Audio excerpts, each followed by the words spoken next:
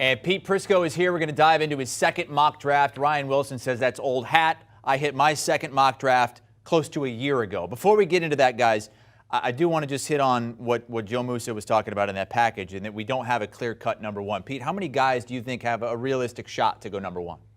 Oh, I think there's 3 of them, or maybe 4.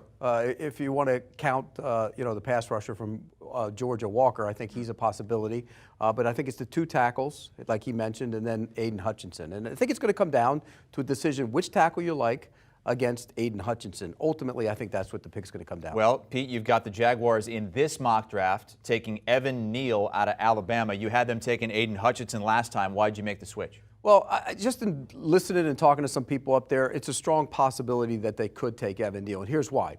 Cam Robinson has the franchise tag on him.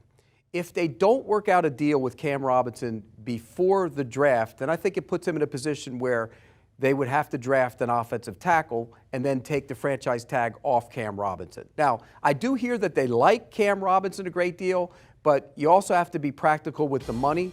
And so I think from that standpoint, that's why I did it. If they don't get a deal worked out with Cam Robinson, I think they will take the offensive tackle. Yeah, that was my question, Pete. What's the deal with Cam Robinson if you're taking Evan Neal here? You and I have talked about this before. I like Ike Kwanu a little better than Evan Neal, but I understand the pick there, and I understand the need if Cam Robinson doesn't get that long-term deal. But if he does, I think they perhaps think about another direction in which to go. They got Brandon Scherf in free agency. They have Jawan Taylor, the former second-round pick, on the right side there. So I don't know if you would draft another offensive lineman if Cam Robinson signs that long-term deal. That said, maybe you do. I mean, Trevor Lawrence took an absolute beating last year. Maybe you just keep drafting offensive linemen until you figure this thing out. Otherwise, I think you go with the edge rusher, Aiden Hutchinson there. I've been doing that for months now, it feels like, since free agency.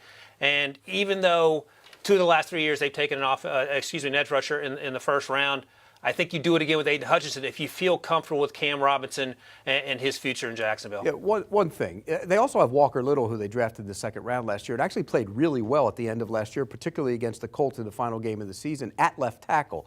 So even if they brought Robinson back, you could draft Neal, and then you have 4 tackles. Jawan Taylor was awful last year, and he hasn't been much better the previous 2 years before that after a good rookie season. They could get rid of him and play one of those guys at right tackle. Do you want a sports network that delivers everything that matters about the game? The highlights, the picks, the instant analysis. No yelling, no fake debates, no politics.